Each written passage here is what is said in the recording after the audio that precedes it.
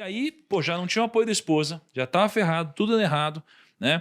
E Jó respondeu à esposa. Jó declarou para ela: tu falas como uma louca. Já arrumou briga já. Aí já tava dormiu ruim o na negócio. Aí acabou, já acabou, cara. acabou. Que sala, não tinha nem sala mais, né, cara? Já tá ruim, o que dá pra piorar, o né? tempo fechou. Ela falou: vou abrir com a esposa agora, é só o que falta. Porventura receberemos de Deus apenas o bem que desejamos e não também o infortúnio que ele nos permite? E em toda essa provação, os lábios de Jó não o fizeram vacilar e pecar. E aí 3 amigos de Jó, ouvindo falar da desgraça que atingiram aquele homem, foram visitá-lo. Quando aqueles homens o avistaram de longe, mal puderam reconhecê-lo e romperam em lamentação e profundo choro. Eles ficaram sentados no chão na companhia de Jó durante 7 dias e 7 noites seguidos. E nenhum deles dizia a Jó qualquer palavra, pois a contemplar o seu grande sofrimento, não encontravam forças para dizer nada. E diante de todo esse contexto, Jó chegou a lamentar o dia do seu nascimento. Ou seja, aqui acho que começa a entrar o ponto de questionamento, que é o ponto onde Jó começou a fraquejar. Porque ele estava passando por dificuldade, a esposa fez uma recomendação para ele, né? Aí os amigos começaram a duvidar dele. Pô, todo mundo ao seu redor duvida de você, você começa a duvidar de você, como vocês falaram. E aí Jó começou a lamentar o dia do seu nascimento. Que seja aniquilado na história o dia do meu nascimento e a noite em que se anunciou um varão nos nasceu. E é totalmente compreensível que, mesmo sendo considerado um homem temente a Deus, Jó tenha em determinados momentos murmurado e questionado a soberania de Deus sobre ele e como que Deus agia e reagia em relação a cada ser humano, pois sendo ele um homem íntegro, estava enfrentando tamanha provação. Tá? Então, o que você pode tirar daqui, Rodrigo, em relação aos amigos dele? A primeira questão aqui, o mito, é que eu também tinha muitas dúvidas sobre Jó, ainda tenho. A gente sempre fala amigos de Jó, fala da paciência de Jó, mas tem um provérbio também análogo, os amigos de Jó, que é a mesma coisa de amigo da onça. Mas vamos raciocinar um pouquinho. Olha o que o Tiago acabou de ler. Os amigos vieram de longe, ricos, sentaram com ele no lixão. Traduzindo para hoje, Jó morava nos jardins, foi ficar no lixão mesmo, debaixo ali, no lixão, coçando com caco. 3 amigos tão ricos como ele, vêm de lá dos jardins, cara que jogava golfe com ele, você entendeu? De tênis, quadra de tênis, que viajava com ele pelas ilhas gregas, que pegaram carona talvez com ele no carro chique dele, qualquer coisa. Agora esses caras vêm e eles vão onde ele está. E ficam 7 dias ali lamentando com ele. Pô, os caras são amigos dele. Porque normalmente, você sabe, no mundo empresarial, quando você perde tudo, olha lá. o cara nem responde seu WhatsApp mais. Olha lá, hein? E na festa, talvez, finge que nem te conhece. Olha lá. Os caras vieram. Então, peraí, os amigos de Jó não eram tão amigos da onça, assim, senão eles não iriam lá. Você acha que eles só não eram bons conselheiros? Eu vou responder sua pergunta com outra pergunta. Para ser bom conselheiro, você acha que o camarada deixaria as empresas dele para ficar 7 dias com o outro lá só aconselhando? No mundo empresarial que vocês vivem, se o cara não fosse um amigo de verdade, você se ferrar e perder tudo, ele vai deixar o business dele, porque naquela época o pessoal também tinha a sua vida ocupada, para ficar 7 dias do seu lado só te aconselhando? Então, na verdade, eles eram amigos mesmo. Amigos mesmo. Mas se eles eram amigos, então, peraí, agora eu vou fazer outra pergunta. Você tá ferrado, perdeu tudo. 3 amigos vêm de longe, dispostos a largar todo o emprego deles para ficar te aconselhando durante 7 dias. Não era mais fácil te dar uma ajuda financeira? Ô, Jó, não fica aí no lixão, não. Eu vou te arrumar um apartamento, eu vou pagar uns 3 meses de aluguel para você. Você entendeu? Então tem um paradoxo aqui. Eles eram tão amigos que eles vieram se condoer com ele. E a Bíblia não fala que foi falso o sentimento deles, fala assim, eles viram que a dor era muito grande e eles participaram dessa dor. Mas se eles participaram dessa dor, por que eles não fizeram nada, nem deram ajuda financeira para Jó, nem tiraram Jó do lixão ali? Por uma única razão. Os caras estavam com medo de... Medo de... Completo. Medo de cair sobre ele, a ira de Deus. Tá indo certinho. É porque eles tinham uma opinião Exatamente. sobre o porquê ele estava assim. Ele estava assim porque ele foi... Porque ele tinha pecado. Ele estava pecado. Eu gosto demais de você, mas se o juiz mandou você prender, você está lá na cadeia, eu não vou entrar com os meus guardas e tirar você da cadeia porque eu sou seu amigo. Porque se a justiça te prendeu, a justiça sabe o que está fazendo, teoricamente. Sim. Eu Então, não vou intervir. Então, assim, só pra gente não perder o sono. Então, em tese, o que a gente tá falando, eram homens amigos de verdade, Amigos de verdade, tementes a Deus, tementes a Deus. e ainda assim, por uma interpretação errada... Exatamente, não ajudaram o Jó. Porque se eu ajudo o Jó, o que eu estou fazendo? Eu estou intervindo na justiça divina. Então, às vezes, você vai ter amigos que são amigos de verdade, que são tementes a Deus, Mas são equivocados. estão equivocados e a culpa não é deles. Não é deles. É porque eu fiquei num sentimento muito dividido, assim. Eu tava um dia em casa, peguei meu celular, acho que talvez o Lucão ou o Gui, ou o Kaique, não sei, me mandou uma notícia, assim, de que o helicóptero que o Guilherme Benchimol ia pegar caiu, né? E Guilherme Benchimol, Ele né, se recusou a pegar, né? que é o presidente da XP, enfim, um amigo, uma Judeu? pessoa judeu, de criação, né? Não necessariamente de prática, né? de prática, né? E aí, quando eu vi essa matéria, eu falei, caraca, olha só. E a história era mais ou menos assim, ele ia para um lugar, e aí ele acabou não pegando, né, o helicóptero que ele ia pegar, porque antes do helicóptero chegar, o helicóptero caiu. O helicóptero caiu. E isso tudo aconteceu por uma mudança de logística que tinha acontecido. E eu, como um cara que não conhecia os pilotos e nada disso, apenas olhei para um amigo e falei, livramento. Né? E esse foi um dia de muita reflexão para mim. Uma reflexão de que era para esse cara ter morrido se não tivesse feito algumas mudanças de logística. Né? E então, por um lado, eu fiquei muito feliz.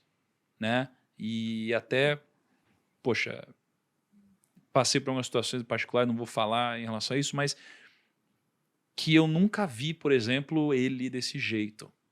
Né? A reflexão que aconteceu na cabeça dele, do porquê isso tinha acontecido com ele e tal, foi muito profunda. E na minha cabeça, livramento. Por outro lado, você teve gente que morreu e sofreu.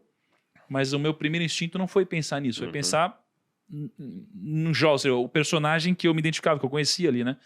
E então eu passei por isso, exatamente o que você falou, dessa alegria na desgraça, ou sei lá o que e tal. E realmente, cara, assim, é muito doido porque isso acontece. Para mim, isso daí não tem como não ser, de alguma forma, cara, uma ordenança, sabe, divina. E aí você fala, mas é injusto porque outros morreram. Mas, cara, a gente tá falando... O tópico desse programa de hoje é falando basicamente sobre o quanto a justiça não existe no mundo material aqui, né? E que existe algo muito mais complexo do que isso, cara. Enfim, aí só para contar um relato real do termo que você acabou de dizer. A tópica é esse mesmo, a justiça nesse mundo não existe. O que existe é o milagre de Deus conseguir intervir num universo de injustiça sem quebrar as regras do jogo. Ele consegue salvar a economia sem imprimir dinheiro e jogar no mercado, ou sem manipular os dados na bolsa de valores, sem informação privilegiada. Entendeu? Agora vamos colocar... Qual é o problema? Eu até adiantei aqui, antes de falar se não é imoral, não é errado ter sentimento, eu tenho. Se Deus que defenda, como dizem lá em Minas, né? A Laura estiver num ônibus e tiver um acidente grave ali e várias pessoas morrerem, mas a Laura ser ilesa, eu vou fazer o culto de ação de graças na minha igreja. E não acho pecado isso. O problema, ele está um pouquinho mais abaixo. Está mais abaixo em que sentido? Quando você faz isso, agora eu estou entrando um pouquinho na psicanálise, não é minha área, estou pedindo licença aos especialistas, o inconsciente, ele arma a defesa. Porque o nosso instinto de sobrevivência está sempre atento a qualquer coisa que pode nos atacar. Nós fomos programados para viver, não para morrer. Por isso que nós temos instinto de defesa, o instinto de sobrevivência, você não tem instinto de morte. A morte é uma coisa artificial, você quer viver. Você quer viver. Então, o seu inconsciente, quando ele escuta uma tragédia, ele já faz um cálculo mental, numa fração de nanosegundo, e sabe que você tem um risco de ter aquilo ali também. Eu já andei de helicóptero, você já andar de helicóptero, qualquer um de nós podemos cair, tá certo? Pior transporte do mundo. Eu nunca andei. É legalzinho. Não cai nessa, não. Vou permanecer assim. Não, eu já andei, Maio. Cara, aí você ficar nessa aí, você fica, não fumo, não bebo, não faço nada tal, de repente, meu amigo, você nunca sabe. Mas assim, qualquer coisa, você pode ser Não, uma eu doença. ando, mas eu acho Pode ser uma horrível. doença. Um dia eu viajei com um médico, ele falou comigo no avião que hoje, dos cânceres que existem no mundo, e o cara era oncologista, ele falou dos cânceres que existem no mundo, 10% são causas de estilo de vida, 10% são hereditários e 80% é loteria. Então, eu tô dando essa informação aqui agora, o inconsciente de todo mundo que está ouvindo a gente, inclusive de vocês aqui, tá assim, poxa, eu também posso estar nos 80%, então eu posso também ser sorteado aí e ganhar um câncer. Para você não entrar em pânico, o próprio inconsciente que alerta você daquele perigo, ele te acalma. E ele acalma como? Colocando uma explicação. Eu acabei de pensar nisso. Eu falei assim, meu, tem muita gente no mundo. Exatamente. Vai ser... Ele vai te dar uma explicação, mas ele te dá uma explicação para te acalmar, senão você entra em neura. Sim. Na verdade, a máquina que o criador fez é maravilhosa, né? Pra você não entrar em maluquice. Então ele arruma uma explicação. E a explicação, geralmente, é uma explicação que coloca valor moral, é o que não devemos fazer, no porquê do livramento do Beshemol e do não livramento dos outros. Não é do tipo, porque ele é bonzinho. Porque ele é bonzinho, porque Deus só lá. tinha um livramento para ele, mas não tinha para os outros, porque ele merecia, os outros não mereciam. Mas a gente acaba caindo nisso para livrar a nossa própria pele. Como eu não quero ficar viúvo, qualquer coisa que acontece com a mulher foi assaltada em São Paulo de madrugada e tudo. Mas também, né? Mulher andando de madrugada em São Paulo dá nisso. Por que eu estou falando?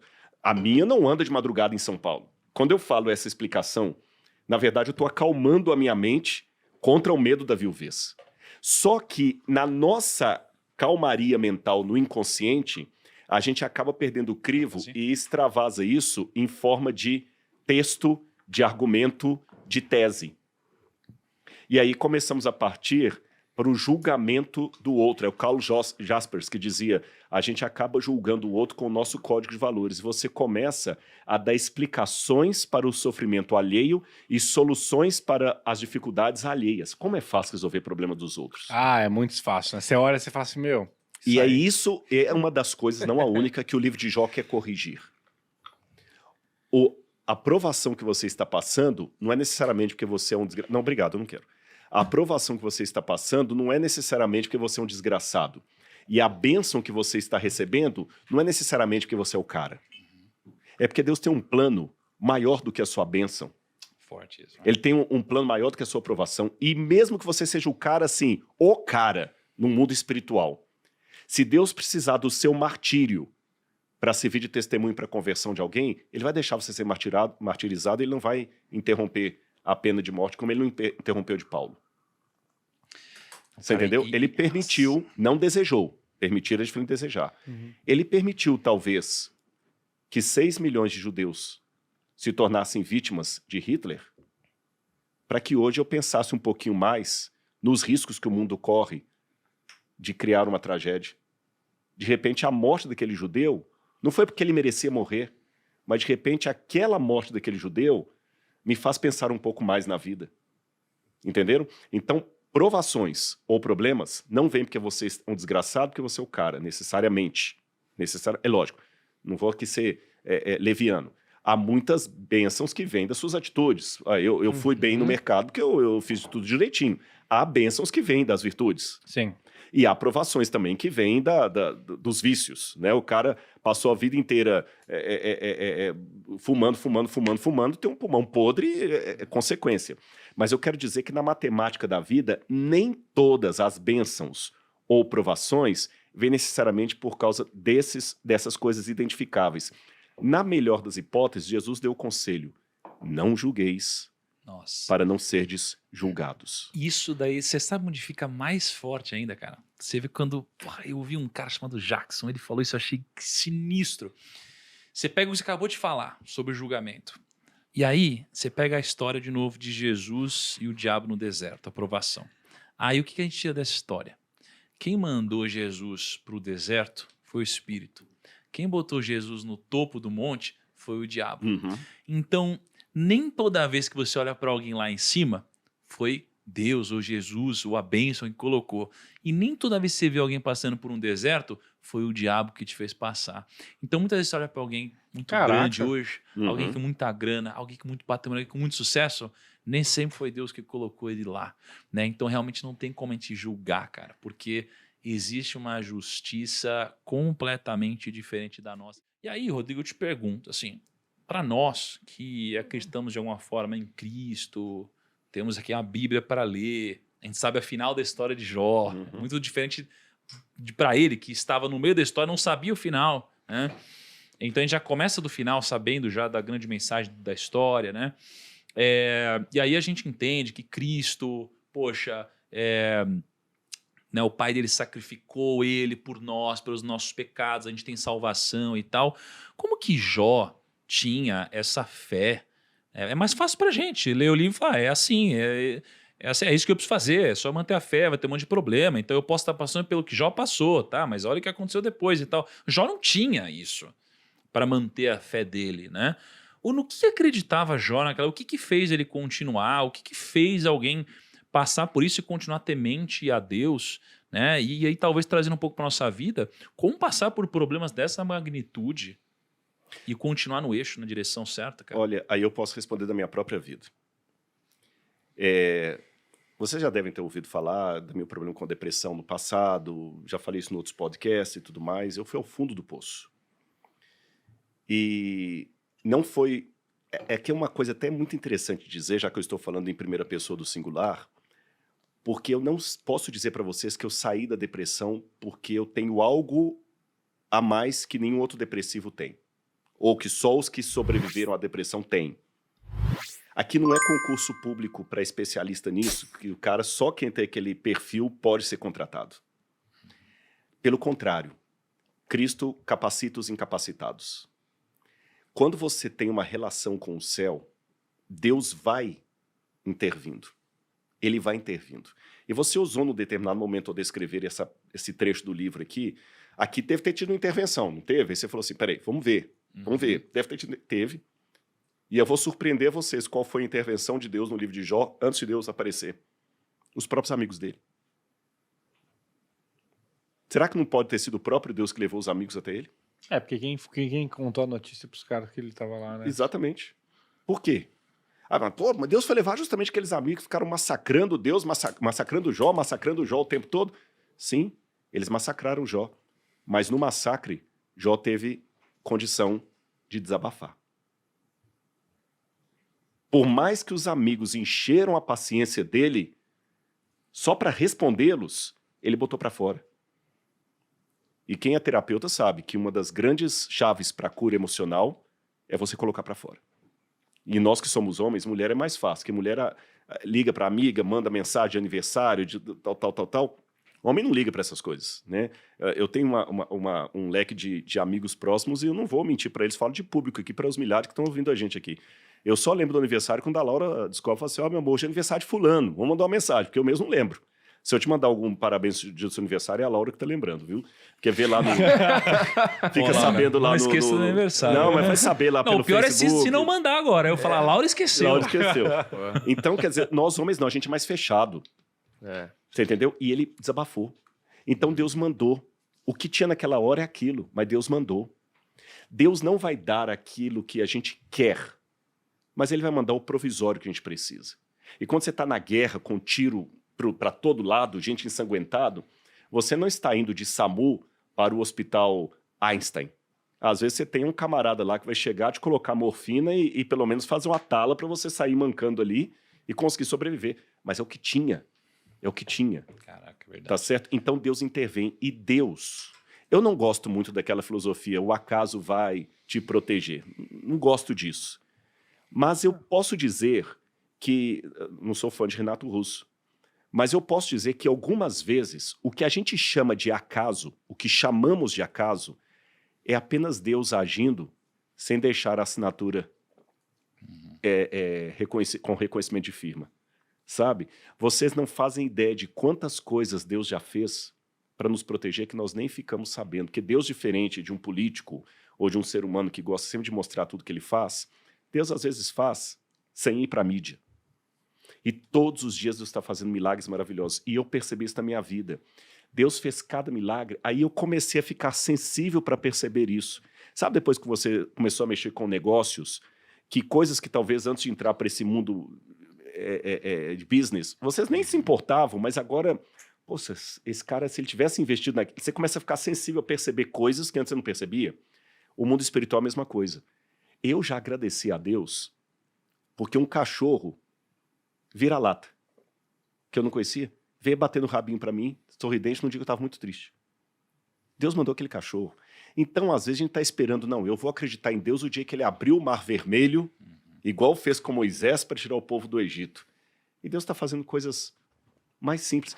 Tenha a sensibilidade de perceber que, às vezes, quem Deus vai mandar para te ajudar é aquela pessoa chata, como os amigos de Jó, mas calma, ele está no controle. Sem quebrar as regras, ele está no controle. É isso. Posso contar uma outra parábola aqui? Opa. Oriente Médio. E eu vou de novo adaptar a realidade aqui. Diz que uma vez um pastor de ovelhas do Oriente Médio estava com um monte de ovelhas lá, aquela coisa toda e tal. Aí chegou um camarada numa Hilux, fazendo poeira. As ovelhas assustaram assim e tudo. E o pastor também de ovelhas olhou assim, aquele homem do campo. Aí desceu o camarada todo bem trajado, botou aquele óculos escuro mais caro que você pode imaginar. Falou assim, tudo bem, pastor? Tudo bem.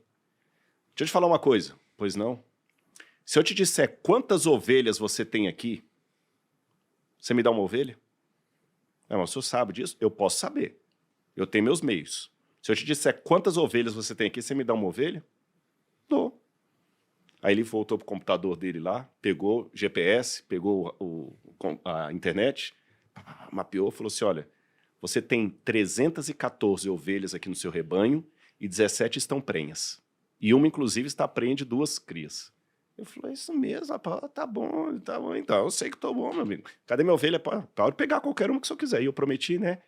Aí ele pegou o animal assim, jogou na caminhonete. Quando ele já estava para sair, o pastor de ovelha falou assim, peraí, antes de eu ir embora, se eu adivinhar a sua profissão, você me devolve a ovelha?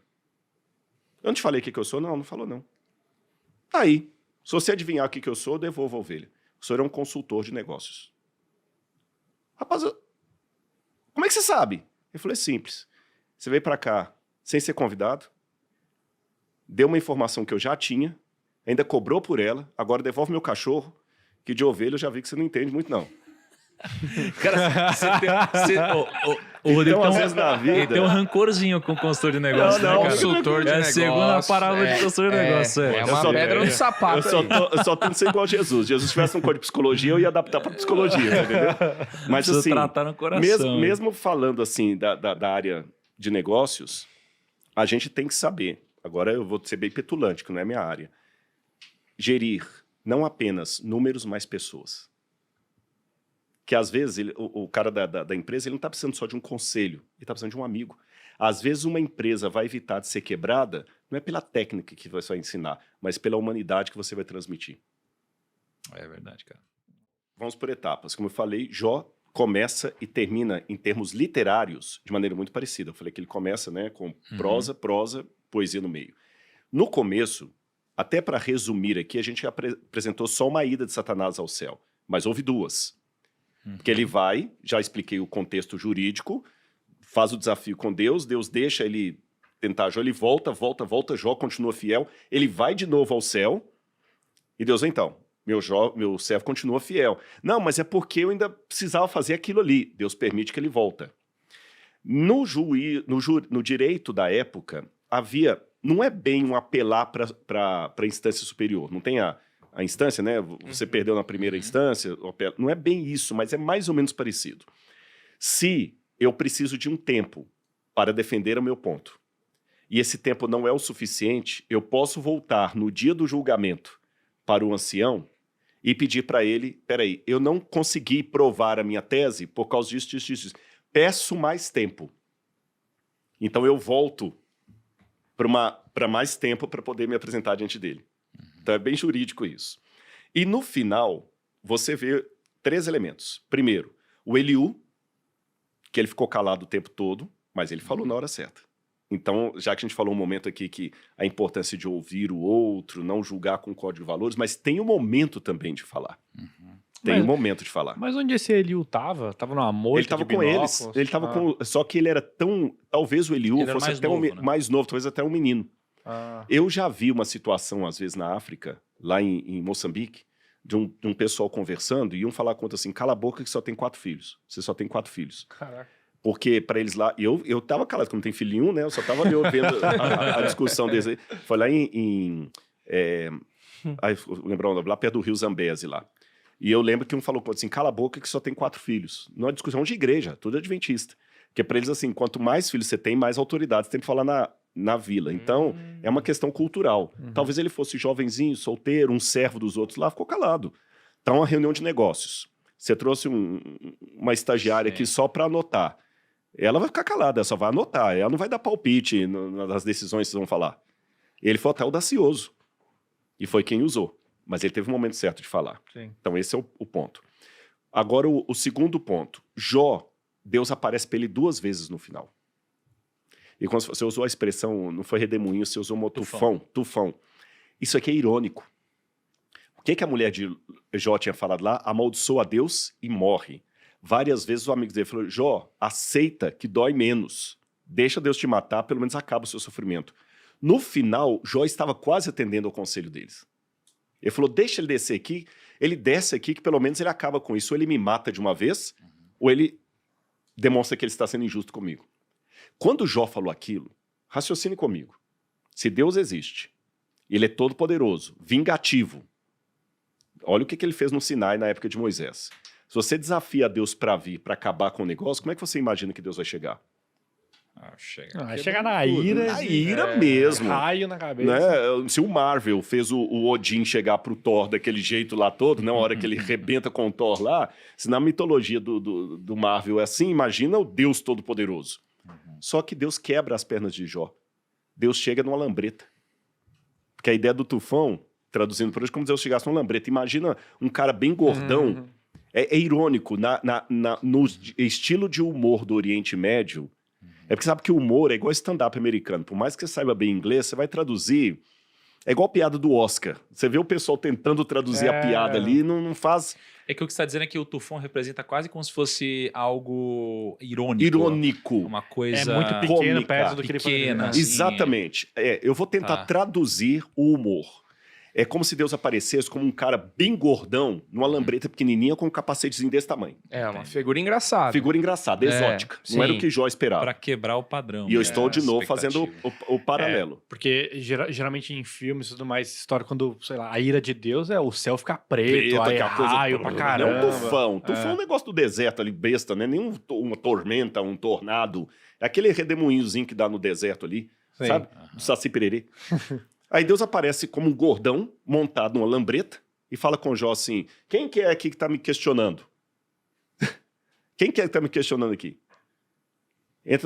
Pega uma carona comigo, monta aqui na garupa. Aí Deus faz Jó ver todas as maravilhas do cosmos e começa a fazer pergunta para ele: Jó, onde é que você estava quando eu fiz isso aqui? E aquilo ali, você sabe como é que eu seguro a neve? Isso. Ou seja, esfregou na cara de Jó a ignorância dele. Levou Jó para entender tudo, né? Como que os animais comiam, né? Como que o mundo funcionava. Exatamente. É como se fosse assim, como um grande empresário que está querendo treinar o filho dele para a vida, herdeiro, que não sabe o que é lutar para ter tudo ali, e está se sentindo o gostosão. Cara, o pai pega e fala assim: você sabe como é que monta a empresa? Você sabe como é que faz isso aqui? E na cultura da época de Jó, cultura ugarítica, por isso que eu pego isso para arqueologia, o mal, agora não me pergunte por quê. Eu tenho apenas fragmentos da história. Assim como a bandeira branca representa a paz, a gente perguntou escravos de Jó, de onde que vem? Naquela cultura, o mal, na sua essência, era representado por 2 monstros. Um monstro marinho e um monstro terrestre. De onde que veio essa cultura, eu não sei. O Apocalipse, por exemplo, fala das 2 bestas. A famosa besta do Apocalipse, na verdade, são 2 bestas. Quem lê Apocalipse 13 é uma besta que surge do mar e uma besta da terra. É a mesma modalidade. Deus luta contra esses 2 monstros. E Deus luta de tal maneira que, isso aqui é entre linhas, é como se o próprio Deus saísse machucado. E o próprio Jó ficou apavorado. Na primeira carona, ele ficou maravilhado e consciente da sua ignorância. Na segunda, ele ficou com trauma do que ele viu. É como se Deus falasse assim: tá vendo, Jó? Existe um conflito cósmico entre o bem e o mal que você não entende. Eu estou lutando com forças que você nem imagina. Se eu tirar a cortina do mundo, você vai ver atrás de Hitler, atrás de tantas tragédias, uma luta do bem contra o mal que você não tem ideia. Você não está sabendo todo o cenário, você só está assistindo o jogo da arquibancada. Tem muito mais coisa, Jó. E outra, agora eu vou dar o complemento de Jó.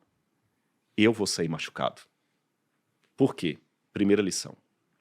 Se Deus lutasse contra o mal como Deus, não haveria luta. Haveria massacre.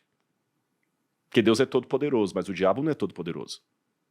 O próprio fato de haver um conflito entre o bem e o mal significa que Deus não está lutando com todos os poderes de Deus. Se ele estivesse lutando com todos os poderes de Deus, não haveria um conflito entre o bem e o mal. Havia um massacre contra o mal. Concordam comigo? Sim. O próprio fato de Deus estar lutando contra o mal significa que ele reduziu para que a luta fosse justa e não desigual. Segundo, Deus não luta contra o mal necessariamente com a força, mas com o seu caráter. Terceiro, eu falei aqui que o único que vai sair por toda a eternidade sequelado pelo mal é Deus. Lembra que eu falei que quando Adão e Eva comeram o fruto proibido, o mundo caiu numa situação que merecíamos a morte eterna? Somente alguém, como Deus, poderia pagar essa morte por nós. E quem fez isso? Cristo na cruz do Calvário. O Verbo se fez carne e habitou no meio de nós, nasceu de Maria, virgem, depois foi morto na cruz do Calvário. E a Bíblia fala que quando Cristo volta para o céu, ele volta no mesmo corpo que ele tinha na terra. Glorificado é verdade, porém o mesmo corpo. Tanto é que depois de ressuscitado, o Tomé vê as marcas das feridas ainda. O Apocalipse fala que o Cordeiro de Deus está degolado ainda no trono. Fala, corpo me fizeste, nós vamos subir, a Bíblia fala, para atingir a estatura de Cristo. Aí eu pergunto, mas vem cá, Rodrigo, peraí. Se Deus é um imortal, como pode um Deus imortal sinceramente morrer? Para que não foi apenas um teatro. Como pode um Deus que vê ficar cego? Simples. Ele não perde a capacidade de enxergar, mas ele pode voluntariamente fechar os olhos. Eu não perdi a minha capacidade de enxergar, mas nesse momento aqui eu não estou vendo nenhum de vocês. Cristo, voluntariamente, aceitou um corpo humano que foi morto, ressuscitado, e ele passará a eternidade nesse corpo humano, por amor de nós, voluntariamente. Ele não perdeu a divindade dele. Então, quando Jó falou num determinado momento do livro assim, ele não é como nós, mortal como nós. Ele não entende o que eu estou passando. É como se Deus falasse assim, Jó, você que não entende o que está falando, eu o encarnarei e eu vou entender a dor como você está experimentando. Aí Jó entendeu isso de uma forma profética, porque Cristo não havia vindo ainda, onde ele falou aquela frase, agora os meus olhos te enxergam. Porque antes Deus era grandioso demais para a mente de Jó. Mas quando ele anteviu pela fé que Cristo seria o Verbo encarnado, que sujaria os seus pés na poeira do Oriente Médio, que comeria na casa de Marta, que choraria no túmulo de Lázaro, que receberia um tapa na cara de um soldado do templo, que teria as suas mãos e os seus pés perfurados, e que terminaria gritando, Deus meu, por que me desamparaste? Jó entendeu, pela fé, que de alguma maneira no futuro dele, passado nosso, Deus se tornaria humano. Agora ele fala, Senhor, agora os meus olhos te contemplam. Por isso eu me arrependo até o pó. Então, o que nós precisamos entender do livro de Jó, primeira lição, nesse mundo não haverá justiça. Mas a boa notícia é que essa condição de não justiça do mundo não será eterna. Haverá um prazo de validade, porque quando Cristo voltar nas nuvens com poder e grande glória, tudo se fizer novo, nós não vamos mais precisar ter um podcast como esse, porque não haverá mais dor. Nós vamos fechar os olhos para orar? Não, nós vamos abrir os olhos para orar, porque falaremos face a face com Cristo. E o mais lindo disso, tudo que eu tenho de dor na minha vida é passageiro. E tudo que eu tenho de alegria é apenas degustação. O jantar ainda não foi servido. Agora, para que essa justiça que está prometida venha, Uma grande injustiça teve que ser feita. Não contra Jó, não contra mim, não contra vocês, mas contra o próprio Filho de Deus. Porque ele morreu inocente na cruz do Calvário, levando os pecados dos quais ele não tinha participação. Essa é a lição do livro de Jó. E eu termino dizendo que, curiosamente, uma das possíveis, não digo com certeza absoluta, que é um mistério, o nome Jó, Yob, mas uma das possíveis traduções do nome Jó é onde está o meu pai? Vem do ugarítico. Yob, onde está o meu pai? E uma das últimas coisas que Cristo falou na cruz do Calvário é Elahi, Elahi, lama sabachthani, Deus meu, por que me desamparaste? Ele não teve a resposta, não teve justiça. Mas mesmo no silêncio do Pai, ele falou, nas tuas mãos entrego o meu espírito. Como Cristo pôde ter uma fé tão inabalável? A receita é a mesma que nós podemos ter, comunhão com o Pai. Essa comunhão, cada um tem um jeito de desenvolvê-la.